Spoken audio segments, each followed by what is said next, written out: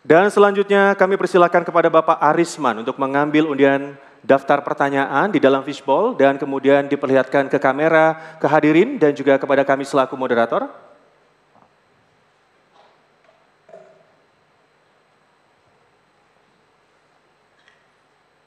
Dan undiannya adalah huruf A, itu artinya adalah amplop A untuk subtema ketersediaan air bersih.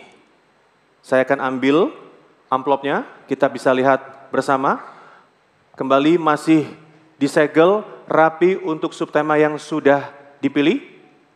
Dan pertanyaan ini sebelum saya buka amplopnya, kembali kami ingatkan kepada calon gubernur untuk memperhatikan dengan seksama pertanyaannya karena hanya akan dibacakan satu kali saja. Saya akan buka.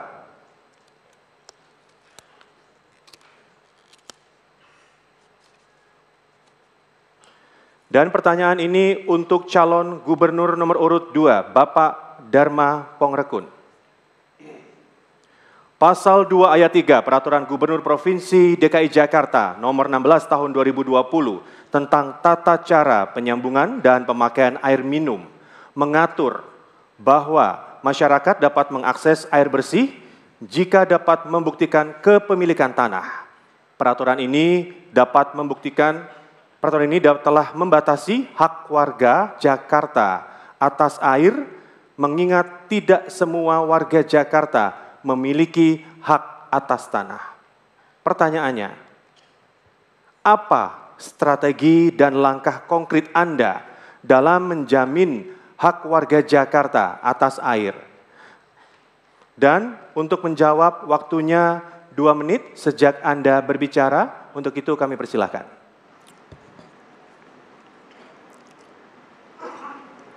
Minggu pertama di saat nanti kami menjabat, yang pertama kami akan lakukan normalisasi di 13 sungai yang ada. Lalu melakukan naturalisasi, melakukan hutan di setiap pinggir kali agar supaya semua 13 sungai tersebut layak untuk dikonsumsi.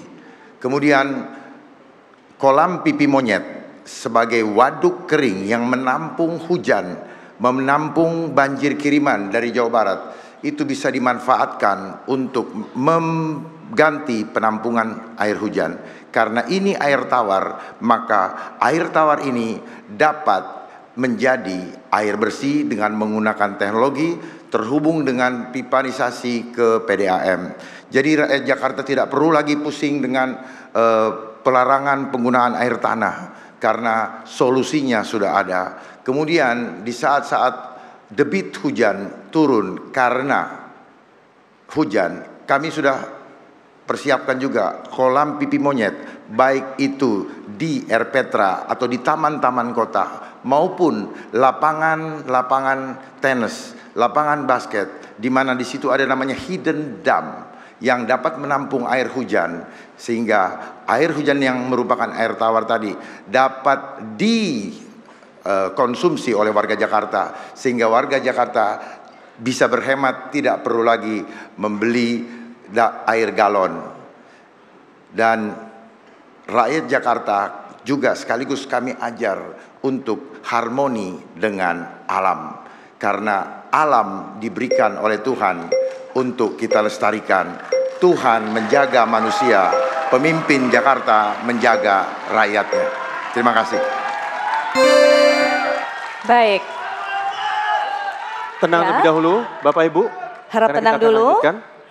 Baik, terima kasih untuk calon gubernur nomor 2 yang telah memberikan jawaban. Langsung saja saya juga berikan kesempatan kepada calon gubernur nomor urut 3, Bapak Pramono Anung, untuk bisa memberikan tanggapan. Waktunya 1 menit sejak Bapak berbicara. Kami persilakan.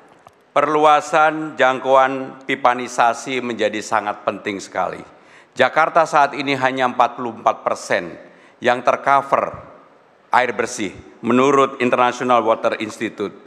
Sehingga untuk itu apa yang harus dilakukan? Maka program pipanisasi bagi Jakarta menjadi sangat penting. Ada 2 spam yang menjadi andalan, yaitu Jatiluhur dan Krayan.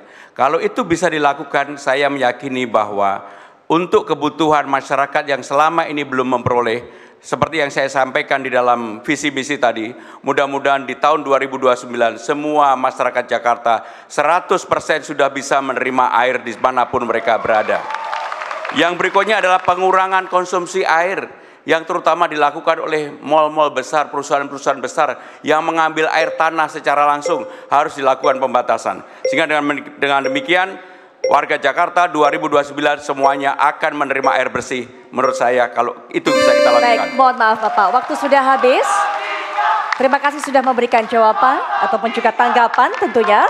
Mohon tenang terlebih dahulu. Ya, dan berikutnya kita juga akan berikan kesempatan kepada calon gubernur nomor urut 1 Bapak Ridwan Kamil untuk memberikan tanggapan. Silakan Pak, waktunya 1 menit dimulai sejak Bapak berbicara. Kami persilakan.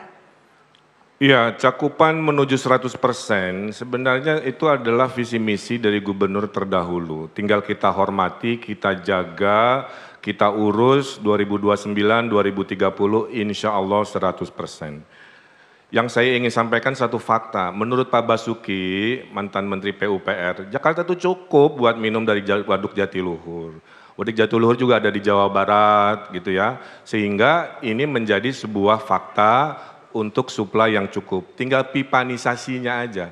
Tapi pasangan Ridho ada satu inovasi, selama pipanya belum ada, rakyat kan belinya mahal, beli jerigen-jerigen. Maka kita akan bayar selisihnya dari harga PAM dengan harga jerigen itu. Karena harga jerigen itu bisa 2 kali lipat dari harga PAM. Inilah kepedulian kita kepada warga Jakarta yang ingin air bersih tapi belum ada akses dari PAM dengan subsidi selisih harga. Makasih. Baik, waktunya sudah habis. Ya, terima kasih kepada calon gubernur. Baik, kita berikan kesempatan kepada masing-masing paslon untuk memberikan jawaban dan tanggapan. Mohon tenang semuanya. Terima kasih kepada calon gubernur nomor urut 1 yang sudah memberikan tanggapan. Ada 2 tanggapan dari calon gubernur nomor urut 3 dan 1 yang langsung saja diberikan respon oleh calon gubernur nomor urut 2 Bapak Dharma Pongrekun. Waktunya 1 menit sejak Bapak berbicara, kami persilakan.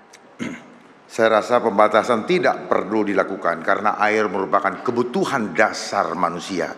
Kalau perlu yang dibatasi adalah hentikan korupsinya. Itu sesungguhnya yang harus dibatasi.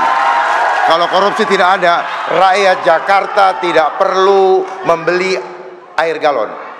Karena sebenarnya PDAM mampu menyiapkan teknologi itu. Hanya persoalannya apakah ada goodwill, ada political will di situ. Waspada dengan permainan revolusi industri. Bapak. Kemudian, sebenarnya kalau kita tahu cara mengatasinya, sudah ada 2 waduk di Sukamahi dan juga waduk Ciawi. Itu bisa kita manfaatkan untuk menampung banjir kiriman. Mulai sekarang saya mengajak, mari kita tidak menganggap banjir itu musibah, tapi mari kita menganggap banjir itu adalah rezeki dari Tuhan, sehingga sikap alam terhadap kita kepada alam akan menentukan hasilnya. Baik, waktu sudah habis, Bapak mohon maaf. Kita berikan aplaus tentunya untuk calon gubernur nomor 2 yang sudah memberikan jawaban.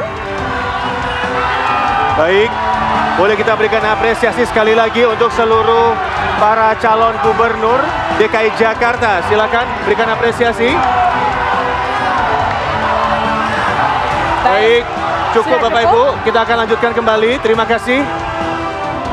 Mohon tertib terlebih dahulu, kita akan lanjutkan kembali. Cukup untuk apresiasinya.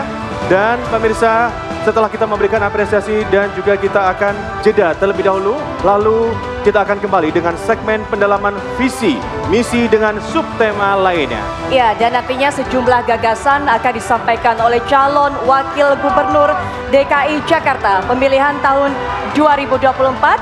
Jadi pastikan Anda masih bersama kami, jangan kemana-mana. Tetap di debat ketiga calon gubernur dan calon wakil gubernur DKI Jakarta pemilihan tahun 2024.